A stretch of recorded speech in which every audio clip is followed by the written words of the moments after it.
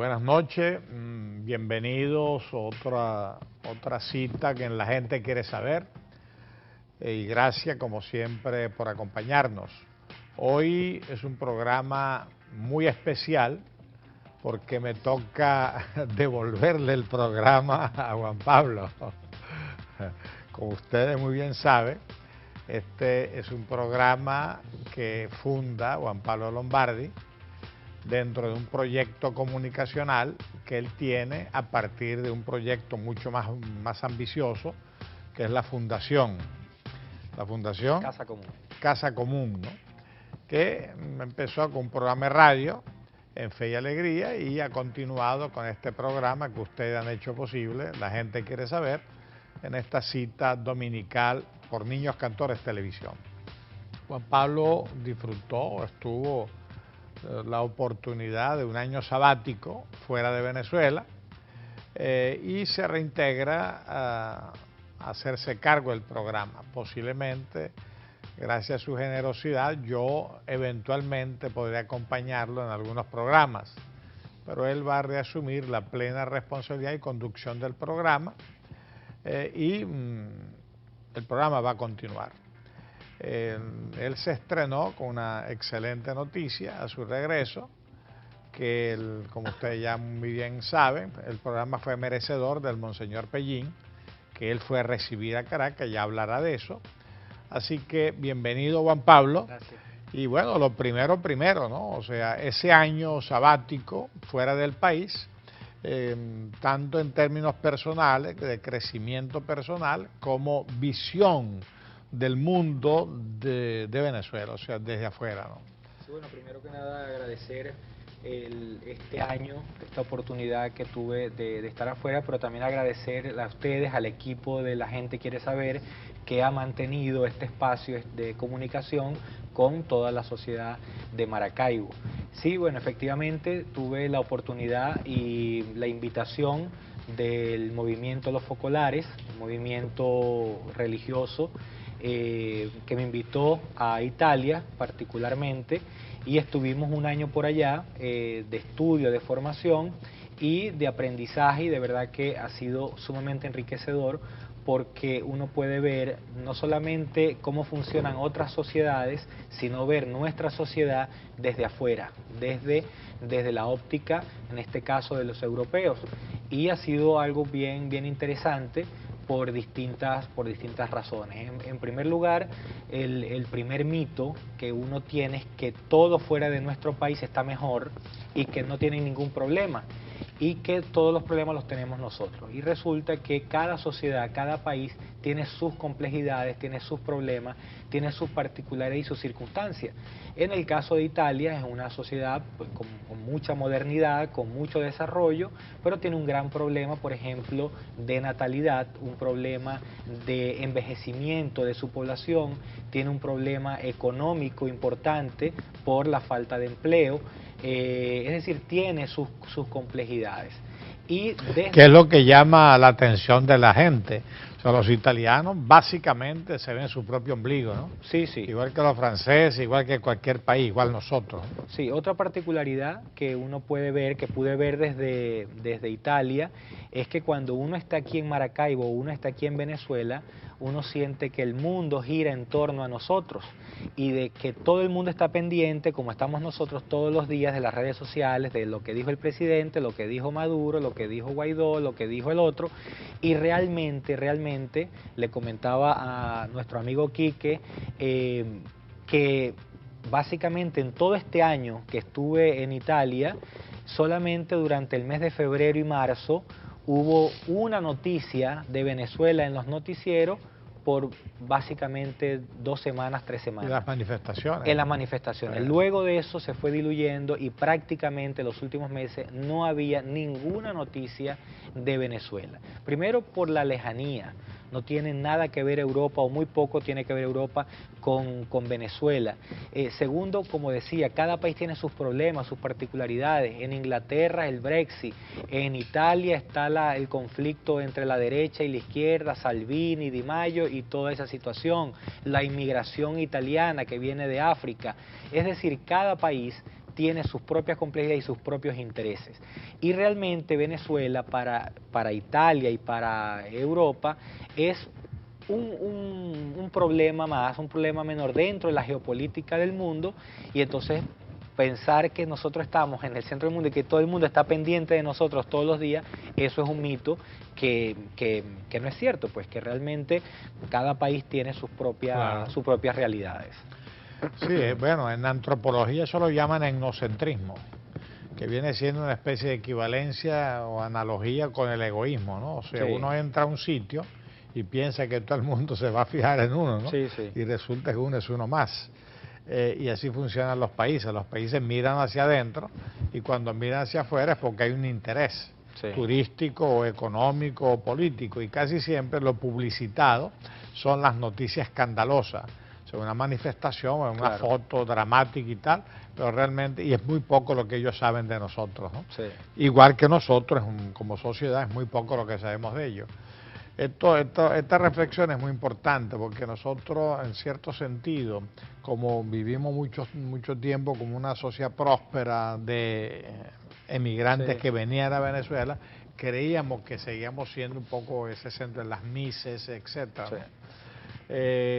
Aparte de la experiencia de la propia Italia y de Europa en general y la visión desde afuera, o sea, ¿qué utilidad tiene un viaje en la formación de una persona? Bueno, primero que uno definitivamente, desde que uno sale del país, ya empiezas en formación, ya empiezas a ver otras culturas, otras realidades. Recuerdo que el día que salimos de aquí de Venezuela, el primer impacto, por ejemplo, al pasar por tránsito por Estados Unidos, es el nivel de seguridad que llega a sentirse uno hasta perseguido en todo el nivel de seguridad y todo eso, pero a su vez uno empieza a sentir una vez el desarrollo, es decir, todo funciona, los aeropuertos funcionan, las reservaciones funcionan, las líneas aéreas responden ante cualquier solicitud, es decir, ya empieza uno también a ver un poco la diferencia entre un país desarrollado y un país subdesarrollado. Luego en Italia, más allá de la parte formal de la educación, la formación, basta estar en las calles para uno darse cuenta cómo las sociedades están obligadas a tener mecanismos de desarrollo, de convivencia. Por ejemplo, el transporte público es un transporte público de primer mundo, donde la máxima es que todo el mundo tiene que pagar un servicio y ese servicio es retribuido con calidad. Lo mismo con el tema del agua o la luz o el combustible, son servicios que son, para nosotros los venezolanos lo llamamos costosos, pero realmente no son servicios costosos, son servicios que se deben pagar y que nosotros estamos acostumbrados a que nunca se pagaron y que por eso cuando estamos fuera decimos, no, es que el agua es muy cara, la gasolina es muy cara. No, no es cara, son precios que tienen una estructura de costo, pero que están retribuidos con calidad. ¿De qué nos sirve tener luz, agua, en teoría, si no la tenemos para disfrutarla? Y realmente normalmente eso tiene que ver con el nivel de ingreso, o sea, porque no son precios arbitrarios, sino que la economía funciona en Granada. Por ejemplo, ahora en Chile, sea que el pretexto fue el aumento del metro, pero resulta que los que saben de eso han demostrado cómo el salario ha venido estando muy por encima de los aumentos del transporte, de tal manera que como tiene que ser. Bueno, bienvenido Juan Pablo y continuamos el próximo segmento.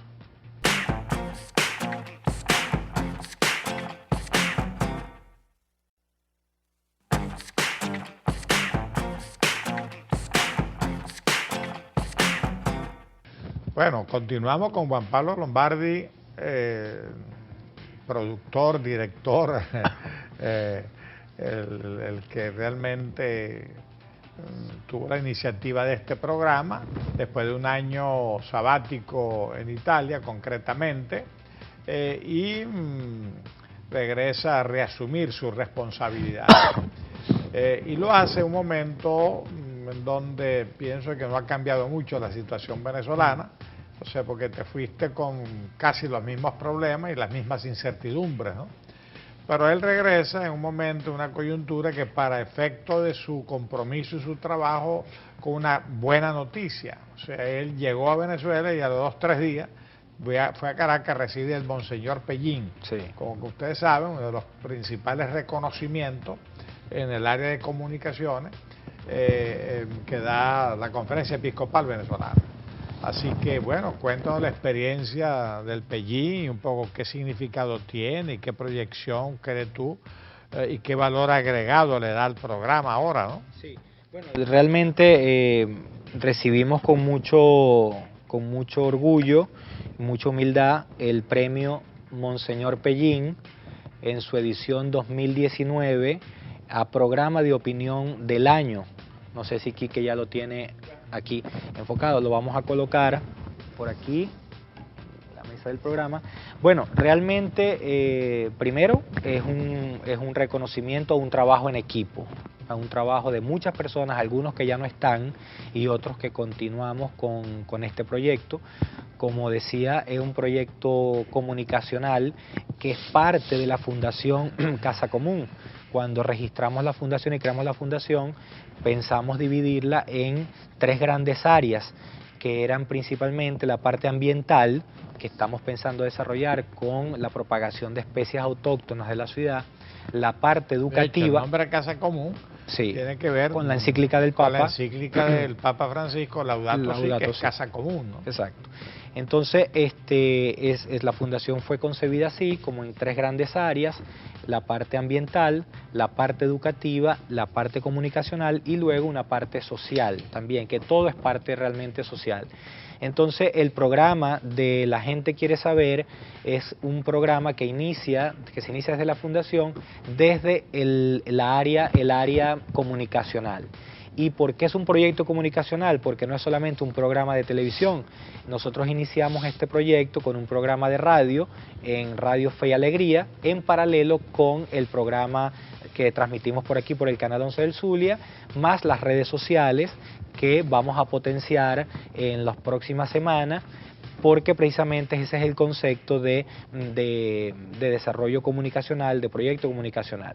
El premio es muy significativo por varias razones, algunas de las que ya mencionaba, y lo otro, que este es un premio que los entendidos en materia de comunicación saben que es un premio que tiene poco sesgo político y poco sesgo de interés económico en Venezuela. Hay muchos premios en Venezuela que depende del partido que esté gobernando o del canal que lo otorga o la empresa que lo otorgue, tiene un sesgo para los resultados. Esto realmente es un premio que es con un jurado que no se conoce quién es el jurado y que ellos revisan el material que nosotros le enviamos y en función de la calidad, del contenido, de la producción, de la metodología, se premia este esfuerzo comunicacional. Y además es muy importante porque estamos compitiendo no con los programas del Zulia, de Maracaibo, sino con los programas a nivel nacional de las grandes televisoras como Televen, Venevisión, Vale TV, todos los canales.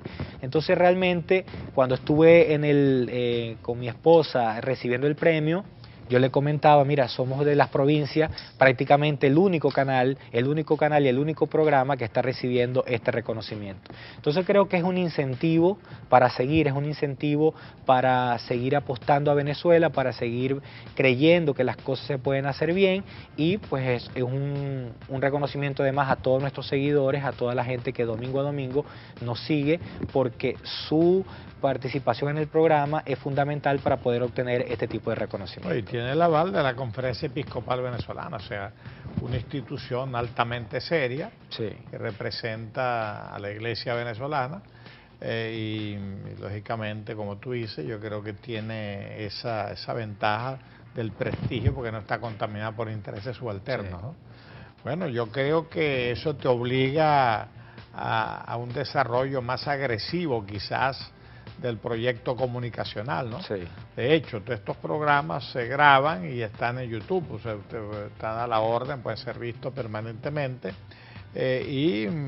Por otro lado, un concepto de comunicación que si bien es un servicio, pero también es un proyecto educativo, sí, porque la televisión debería formar parte de esos espacios educativos que una sociedad debe desarrollar. Bueno, te fuiste con una Venezuela llena de incertidumbres, sí, y regresa igual o o agravada. ¿Cómo percibes el país a tu retorno? Sí, bueno, y la otra pregunta, o sea, mucha gente dice, bueno, si este se fue, ¿para qué regresa? Sí. Porque si hay 5 millones de venezolanos afuera y hay un montón de gente yéndose, queriéndose ir, y dicen que todavía están saliendo 5.000 diarios, a pesar de ahora las incertidumbres latinoamericanas, cuando uno dice, mira, fulano regresó, la gente no lo cree, ¿no? Que tú, una persona joven, con una oportunidad de estudio afuera, perfectamente hubiera podido buscar oportunidades de trabajo, que sigues apostando en Venezuela. O sea, sí, bueno, lo primero es que cuando salí de Maracaibo y de Venezuela, nunca fue un plan de emigración. Yo salí con un plan de formación, de experiencia, y tenía un tiempo determinado. Obviamente, cuando yo me fui de Venezuela, coincidió con la reconversión monetaria, y lo que he podido observar es el deterioro agresivo económico del país de un año para acá. Deterioro de la infraestructura, de los servicios, se ha agudizado, pero siento que el impacto mayor es el económico. Pero como decía, no salí de Venezuela con la intención de emigrar, y por eso retorno a Maracaibo, porque además estoy convencido que el futuro, en este caso mi futuro, el de mi familia, está aquí en Maracaibo, está en Venezuela. Siempre he apostado al Zulia y a Maracaibo, y creo que hay que insistir en eso. Tuve la oportunidad, sí, desde afuera, de conversar directamente con muchos venezolanos que han emigrado. Lo hice en Italia y después lo pude hacer en Panamá, en un tránsito que hice en Panamá de unos días, y con unas reuniones que tuvimos por allá. Y de verdad que lo primero que yo quiero transmitirle a las personas es que la experiencia es algo que es intransferible, definitivamente. Es decir, cuando uno escucha a un venezolano, un compañero, un amigo decir, mira, vente para acá, que a mí me está yendo extraordinariamente bien, que esto es lo mejor del mundo, que no quiero saber nada de Venezuela, resulta que cuando uno conversa con estas personas, uno se da cuenta que eso no es tan verdad, que sin duda a muchos les va bien, pero a otros muchos quieren aparentar o quieren transmitir a sus familias, no sé por qué razón, que les está yendo muy bien, y realmente no es verdad. Están pasando grandes necesidades, están pasando situaciones muy terribles, algunas las hemos visto públicamente, otros incluso están atrapados afuera sin poder regresar, y hay una situación que también es importante que se sepa manejar y se tenga plena conciencia de eso, que es que uno en un país como extranjero siempre será extranjero y será tratado como extranjero. Entonces, por muchas oportunidades que uno tenga, repito, hay gente que le va muy bien, pero uno no puede tomar una decisión en función de otros. Claro. Si a otro le va bien, a mí me va a ir bien, y si a otro le va mal, a mí me va a ir mal. Sino simplemente hay que tomar la decisión con los pies en la tierra, con racionalidad, y decir, si me voy a emigrar, voy a ver qué voy a encontrar. Pero no pensar que porque a otros les va bien o mal, a mí me va a ir bien o mal. Estamos conversando con Juan Pablo Lombardi, que regresa a su programa La Gente Quiere Saber, ingeniero agrónomo, egresado de la Universidad del Zulia, y él tuvo una experiencia de la cual vamos a hablar en el próximo segmento, en políticas públicas, o sea, un compromiso público importante en la alcaldía de Maracaibo. Regresamos con Juan Pablo Lombardi en el próximo segmento. Para sentirte bien, no basta con un buen régimen alimenticio, debes tener un buen régimen de ejercicio. Y qué mejor lugar que Aloft Gym, un gimnasio con las máquinas más modernas y actualizadas, un personal de entrenamiento altamente profesional. En Aloft Gym encontrarás distintas actividades adaptadas a tu necesidad. Estamos ubicados en el centro comercial Flamingo Beach, en Isla Dorada. Para mayor información, puedes contactarnos a través del teléfono 0261-744-4708. Charcutería y Víveres La Chinita, donde encuentras todo lo que necesitas. Estamos ubicados en el barrio La Chinita, en la calle 113, frente al ambulatorio La Chinita. Habitamos un espacio y ese espacio lo compartimos con otros. Por eso debemos juntos lograr vivir en armonía entre nosotros y con el ambiente. La Fundación Casa Común es una organización sin fines de lucro que busca incentivar la solidaridad, el respeto y los valores que nos fortalezcan como sociedad, así como promover el cuidado del medio ambiente. Síguenos en nuestras redes sociales. Súmate, porque juntos hacemos más.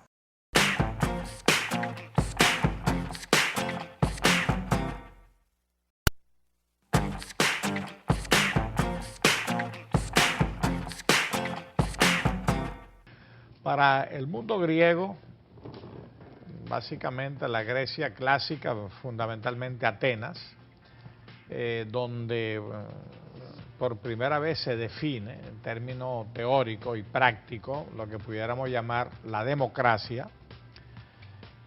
Uno estaba obligado a la política, el ciudadano estaba obligado a la política. De hecho, hay una palabra griega equivalente a la palabra idiota, cuyo significado no es tan despectivo como hoy, sino significa el que se ocupa solo de sus asuntos privados. O sea, un idiota es un no ciudadano, en el sentido que se ocupa de él, pero no de la ciudad, de la sociedad.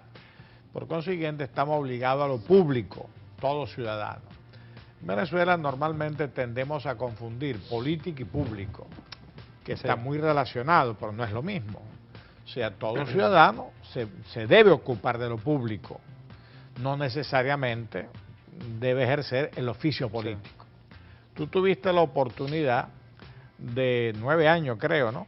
De estar vinculado al sector público vía Alcaldía de Maracaibo con diversas responsabilidades, y también entiendo que de alguna manera lograste una participación política importante, que a su vez la vinculaste con un compromiso mucho mayor con la ciudad de Maracaibo, con el cambio democrático en Venezuela y la ciudad de Maracaibo, ¿no? Y en las conversaciones que hemos tenido, tú me has hablado de la importancia de la ciudad y especialmente Maracaibo, pensando dentro de 10 años, el 2028, cumple 500 años. Sí. Y dentro de este proyecto, entiendo que el programa, la fundación, todo lo que has dicho, tiene mucho que ver, ¿no? Orientarlo allí. Diría que hay 2 propósitos, por lo que te conozco, o sea, Maracaibo como compromiso y Venezuela como compromiso democrático. ¿Pudiéramos conversar un poquito de todas estas cosas? Sí, cómo no. Bueno, lo primero es que yo debo decir que en mis 40 años he tenido la... Acabo de cumplir 41 años, 41 Pablo. años. En mis 41 años he tenido la oportunidad de ver todas estas etapas de Venezuela. Yo me formé en el Colegio Gonzaga, en los Postes Negros, y desde ahí empecé tal vez con esa vocación pública, que no es política. Yo participaba en cualquier actividad que había, centro excursionista, centro ecológico, centro de formación, ahí participaba y ayudaba. Es decir, siempre he sentido esa vocación de servicio, de participar y de ayudar. Luego en la Facultad de Agronomía también incursioné en política. Fuiste presidente del Centro de Estudiantes. Y llegué a ser presidente del Centro de Estudiantes, logrando una hazaña, derrotar a un movimiento político que nunca había perdido en la Facultad de Agronomía. Una hegemonía. Que era en ese momento el movimiento La Hoja. Que tenían siendo negativos cuando una hegemonía se prolonga. Así es. Venían desde que la Facultad de Agronomía estaba en la Facultad de Ingeniería. Y tuvimos la oportunidad de un grupo de estudiantes de los primeros semestres de montar un movimiento, y ese movimiento nos llevó al Centro de Estudiantes, donde tuve también una participación de servicio. Normalmente la gente tiende a señalar y acusar que los dirigentes políticos en las universidades no tienen por qué hacer eso porque su obligación es estudiar. Si todos los estudiantes solamente se dedican a estudiar, ¿quién representa a los estudiantes al momento de discutir comedor, proveeduría, no, transporte? De eso, no son irreconciliables, al contrario, son complementarios. Exactamente. En los años 60 había una consigna, estudiar y luchar. Exactamente. Creo que hoy en día tenemos la misma obligación, ser profesional o ser trabajador en lo que sea, y participar. Cumplir con nuestra responsabilidad y participar. Y así lo hicimos desde la Facultad de Agronomía, fue una gran experiencia. Luego de ahí tuvimos la oportunidad, eso fue gobierno estudiantil, y luego pasamos al cogobierno como consejero universitario, donde vimos la democracia, tuve la experiencia de la democracia. Ahí está el rector con las demás autoridades, los decanos, representantes estudiantiles, profesorales, y cada uno tiene derecho a voz y voto. Y todo se somete a consideración y se aprueba lo que la mayoría decida. Esa fue la siguiente experiencia. Luego de la universidad, recuerdo que yo militaba en un partido político, en Primero Justicia, y me invitaron a continuar, y me acuerdo que yo dije, yo necesito apartarme en este momento porque yo no quiero vivir de la política. Y me gradué en la Facultad de Agronomía y incursioné en la vida privada, en la empresa privada. Ya empezaba la crisis venezolana de los años finales de los 90, principios de los 2000, y empecé en la vida privada y tuve una experiencia con la administración privada.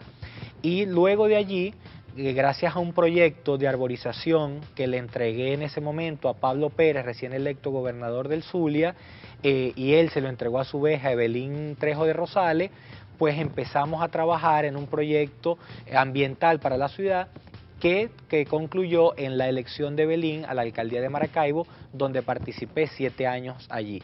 Y la experiencia de la administración pública es interesante porque yo recuerdo que las veces que nos visitaban los embajadores en las alcaldías decían cuál es el principal logro de la gestión. Y yo decía, para mí el principal logro es mantener la alcaldía de Maracaibo en democracia, mantener la alcaldía de Maracaibo funcionando. Porque lamentablemente en nuestra política venezolana se tiende a confundir la rivalidad política con evitar que uno pueda hacer gestión desde la administración pública. Es decir, para poner un ejemplo muy claro, nosotros con el tema de la recolección de desechos sólidos, que fue el talón de Aquiles de la gestión de Evelyn, fue un tema que aunque nosotros hacíamos planteamientos serios, técnicos para resolver, siempre encontrábamos una pared por parte del gobierno nacional. Es decir, no había interés en que la municipalidad resolviera el problema porque sabía que eso le podía permitir seguir ascendiendo en política o seguir teniendo éxito en política. Entonces, todo lo que nosotros planteábamos, por ejemplo, zona de transferencia, era negada por el ministerio. La administración de relleno sanitario era negada por el ministerio. Es decir, yo siempre he dicho que hay temas que no pueden ser metidos en el tema político, en la agenda política, y deben ser administrados desde el punto de vista como gestión pública, es decir, transporte, educación, seguridad, sanidad, no pueden ser un tema que deben ser utilizados desde el punto de vista político. Para política se puede competir en maneras de gestión, modelos de gestión, pero no someter a toda una ciudad, someter a todo un estado, porque el gobernante que está no es de mi partido político y se somete a toda la sociedad a este tipo de situaciones como las que hemos hablado y no puede resolver los problemas. Esa es parte del problema, o sea, la oposición en Venezuela es muy, el concepto gobierno-oposición es muy primitivo. O sea, si yo soy gobierno, el de oposición va a jugar al fracaso de mi gobierno, no importa si se perjudica a la población. Es un poco lo que está pasando en América Latina y me salgo del tema, ¿no? En América Latina, o sea, resulta que Piñera, protestan por el metro, levanta la medida y siguen las protestas. Sí. La misma gente, porque resulta que están jugando, o sea, la gente posiblemente, los partidos opositores a Piñera están jugando al fracaso de Piñera, no importa si llegan por delante a Chile, ¿no? Así es. Lo mismo Correa en Ecuador, o sea, él visiblemente, hay video en donde él llama, a acabar con el gobierno de quien fuera su vicepresidente, pero como se pelearon, ahora, yo busco destruirte, no importa si me lleva por delante de Ecuador. En Perú igual. De tal manera que en Venezuela tenemos que superar ese primitivismo político de que ser oposición es ser obstructor. Exacto. Hay otra manera, otro concepto de la política, ¿no? De paso de quizá más adelante, en el mismo programa, volvamos a ver estos temas latinoamericanos, ¿no? Sí. Continuamos con la experiencia de la alcaldía. Sí, la experiencia de la alcaldía, bueno, también fue interesante, sobre todo, por ejemplo, yo tuve la responsabilidad del Parque Vereda del Lago en una oportunidad. Desde allí nosotros tuvimos el concepto de regularizar todo lo que es la parte de los comercios que están allí, porque mucha gente tenía años ahí en la Vereda del Lago, pero no le retribuían a la Vereda del Lago absolutamente nada. Y nosotros estábamos convencidos de que el Parque Vereda del Lago tiene su propia capacidad para mantenerse como una pequeña empresa rental, que funcione, que la gente le dé gusto estar en el parque y que tanto comercio que hay allí se pueda administrar. Lo hicimos una revisión de los cánones y gracias a Dios eso fuimos avanzando. La autosustentabilidad. La autosustentabilidad para poder funcionar y darle a la gente un servicio. Yo estoy convencido que así sea poco, siempre la gente, los ciudadanos tenemos que aportarle a la ciudad, tenemos que aportar a los parques, a los servicios que nosotros disfrutamos. Luego tuve la interesante... ¿Me permite un comentario? Claro. Es decir, un poco en aras de nuestros acompañantes en pantalla, ¿no? En Venezuela, nosotros creemos que el Estado debe sostener a la sociedad por la renta petrolera, pero realmente eso es muy malo, y lo estamos demostrando en estos últimos años, ¿no? En que hemos terminado con tanta riqueza. Lo normal y lo recomendable es que la sociedad sostenga al Estado, vía impuesto. En este caso de la vereda, el ejemplo, o sea, el usuario debería sostener el servicio. Claro. Ahora, claro, el administrador del servicio debe retribuir, no debe robarse el dinero, no debe hacer negocios privados y debe retribuir en calidad la responsabilidad impositiva del ciudadano. Sí. Luego tuve una experiencia muy bonita desde el Instituto Municipal del Ambiente, porque como ingeniero agrónomo me apasiona mucho el tema, y desde la Fundación Casa Común, que es una fundación que tiene como sustento, como razón originaria la encíclica del Papa, pues me gustó mucho participar allí. Desde el Instituto Municipal del Ambiente hicimos dos grandes proyectos que a mí me entusiasmaron mucho y fueron producto de la realidad, de lo que yo encontraba en la calle. Yo siempre he pensado que Maracay es una ciudad que tiene que ser arborizada. Aquí lamentablemente la cultura es tirar concreto, quitar los árboles porque ensucian, porque levantan los pisos, pero Maracay es una ciudad sumamente caliente que necesita arborización. Y obviamente, ¿cuáles son los árboles? El propio clima nos va diciendo a nosotros qué es lo que aquí se da. Entonces uno va por la avenida Universidad y uno ve los cují. Los cují no los riega nadie, no les hace mantenimiento a nadie, y ahí están hermosos cují que parecen grandes bonsái en la avenida Universidad y en muchas partes. Bueno, inmediatamente dijimos, bueno, vamos a empezar a sembrar cují y a sembrar dividivi y apamate en la ciudad, y la primera sorpresa es que vamos a los viveros y nadie tiene plantas de cují, ni de dividivi, ni de apamate, ni nada de eso. Sé que el Jardín Botánico ha hecho un esfuerzo de propagación, y bueno, nosotros en ese momento dijimos, bueno, ¿qué tenemos que hacer? Vamos a propagar nuestras propias especies. Hicimos un proyecto que le presentamos en ese momento a Evelyn, que afortunadamente, gracias a Dios, apoyó inmediatamente, que fue la elaboración, la creación de un vivero con pasantes de la Facultad de Agronomía, con profesionales de la Facultad de Agronomía, que íbamos a propagar especies. Todos los años los árboles dan su semilla y simplemente lo que hay es que iniciar el proceso de levantarla y poderla después llevar a la ciudad, a las calles, a las avenidas, y que necesitan muy bajo mantenimiento. Entonces ese proyecto lo iniciamos, lamentablemente no se continuó, ese proyecto está parado, no sé en qué condiciones está. Y lo otro era que en Maracaibo, nosotros siempre hemos cometido el error de pretender que en Maracaibo, con nuestro clima, vamos a tener todo verde todo el año, como si fuera un campo de golf. Mientras no tengamos agua de pozo o tratada para poder mantener las áreas verdes, tenemos que adaptarnos a nuestro clima. En los países como Italia, en invierno, no pretenden quitar la nieve para mantener las flores. Simplemente se tiene la nieve y se limpia. Y la mete en un invernadero a las flores. Y las flores están en un invernadero. Cuando viene en la primavera, entonces se siembra, se tiene durante el verano y luego caen las hojas y viene el mismo ciclo.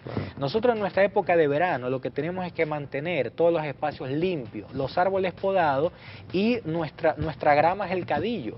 Con mantenerlo corto, da una sensación de que está todo limpio, está todo ordenado. Cuando caen las lluvias, eso se pone verde en 2 semanas. Hay que mantenerlo limpio y basta. Y corto. Cuando es momento de sequía, si a la gente no le gusta ver esa tierra que se hace debajo porque no está verde, entonces se nos ocurrió la idea, bueno, tantas ramas que nosotros podamos y tantos árboles que la gente corta para podar para los patios y tal, vamos a aprovechar ese material y lo trituramos y lo convertimos en viruta de madera para las áreas de abajo. Entonces, bueno, hicimos varios proyectos que son bien interesantes. Bueno, hay que retomarlo. Retomamos esta conversación del próximo segmento con Juan Pablo Lombardi. Charcutería y Víveres La Chinita, donde encuentras todo lo que necesitas. Estamos ubicados en el barrio La Chinita, en la calle 113, frente al ambulatorio La Chinita. Habitamos un espacio y ese espacio lo compartimos con otros. Por eso debemos juntos lograr vivir en armonía entre nosotros y con el ambiente. La Fundación Casa Común es una organización sin fines de lucro que busca incentivar la solidaridad, el respeto y los valores que nos fortalezcan como sociedad, así como promover el cuidado del medio ambiente. Síguenos en nuestras redes sociales. Súmate porque juntos hacemos más. Para sentirte bien, no basta con un buen régimen alimenticio, debes tener un buen régimen de ejercicio. ¿Y qué mejor lugar que Aloft Gym? Un gimnasio con las máquinas más modernas y actualizadas, un personal de entrenamiento altamente profesional. En Aloft Gym encontrarás distintas actividades adaptadas a tu necesidad. Estamos ubicados en el centro comercial Flamingo Beach, en Isla Dorada. Para mayor información, puedes contactarnos a través del teléfono 0261-744-4708.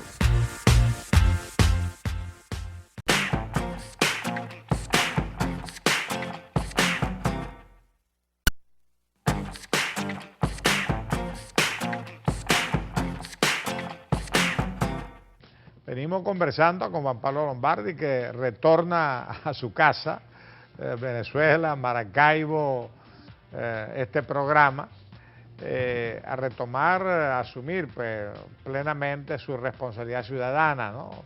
Con vocación pública, como él la venía diciendo. Y venimos hablando en la última parte del tema de la arborización, la ecología. Él hacía referencia al Cují y al Cadillo. Bueno, a mí no me gusta hacer referencia a glorias pasadas, ¿no? Pero esta vez voy a cometer el error de caer en ese error.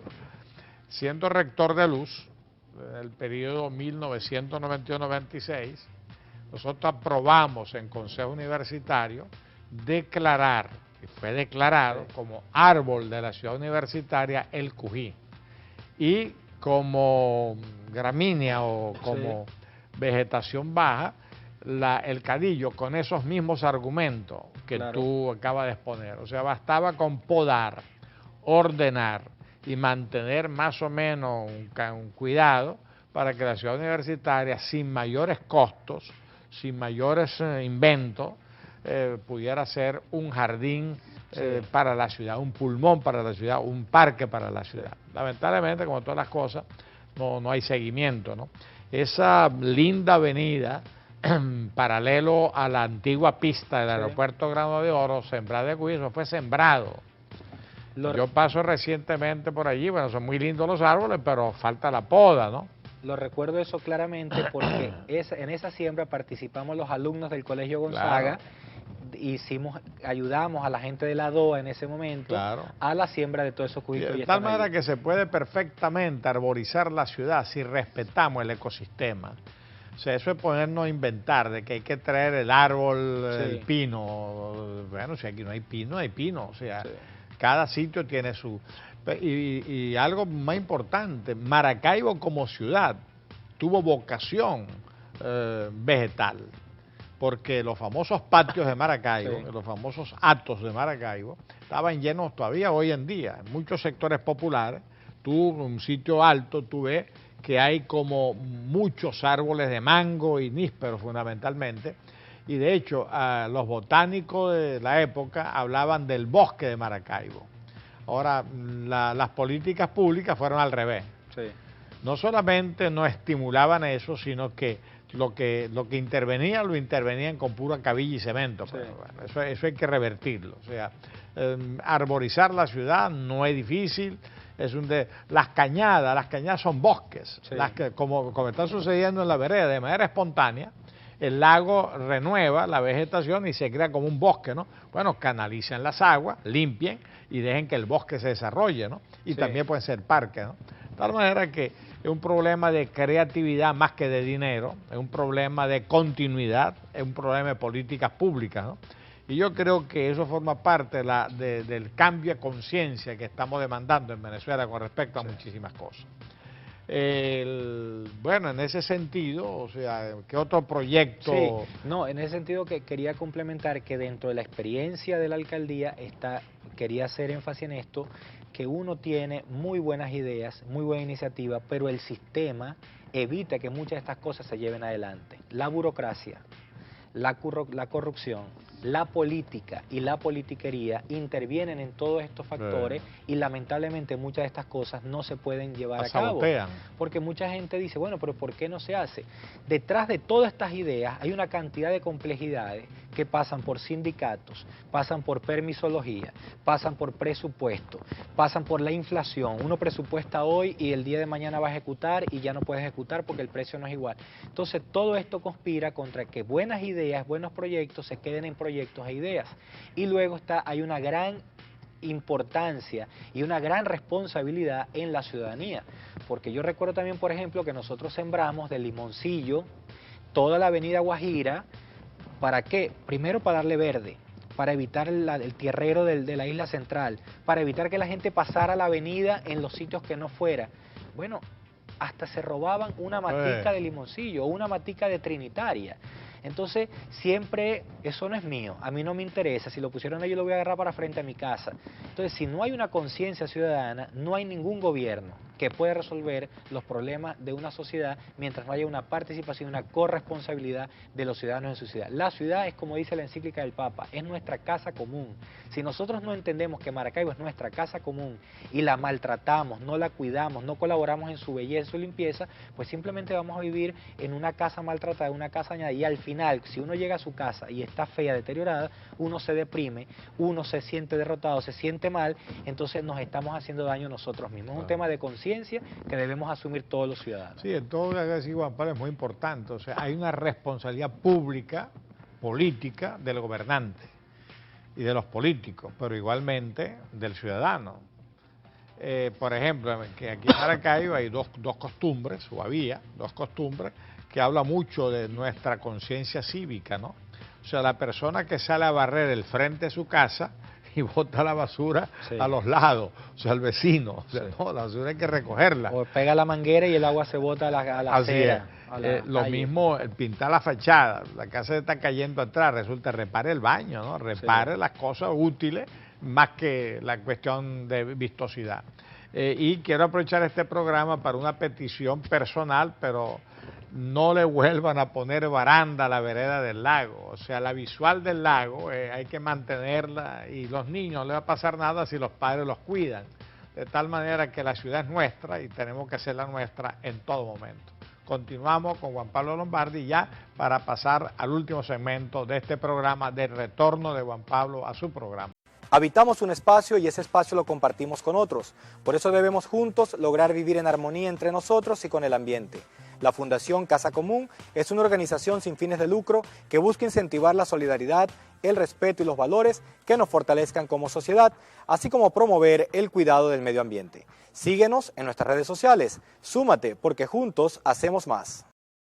Para sentirte bien, no basta con un buen régimen alimenticio, debes tener un buen régimen de ejercicio. ¿Y qué mejor lugar que Aloft Gym? Un gimnasio con las máquinas más modernas y actualizadas, un personal de entrenamiento altamente profesional. En Aloft Gym encontrarás distintas actividades adaptadas a tu necesidad.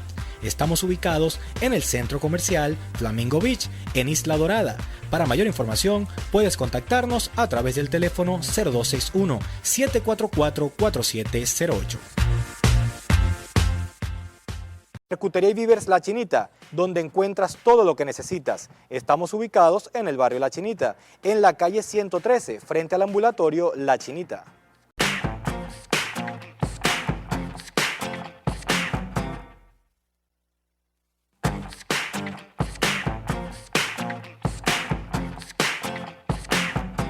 Bueno, regresamos para finalizar el programa de hoy con Juan Pablo Lombardi, que regresa a retomar la responsabilidad de la gente quiere saber, un proyecto comunicacional de la Fundación Casa Común, y que hemos hablado de todo. Se encuentra Venezuela peor de como la dejaste hace un año, las incertidumbres, la emigración continúa, el problema político no se vislumbra una solución democrática a corto plazo, por lo menos, visible, la responsabilidad pública que tenemos los ciudadanos, la ciudad de Maracaibo tenemos que hacerla a los maravinos, no solamente dejársela a la gestión pública, al gobierno municipal o a la gobernación o al gobierno nacional.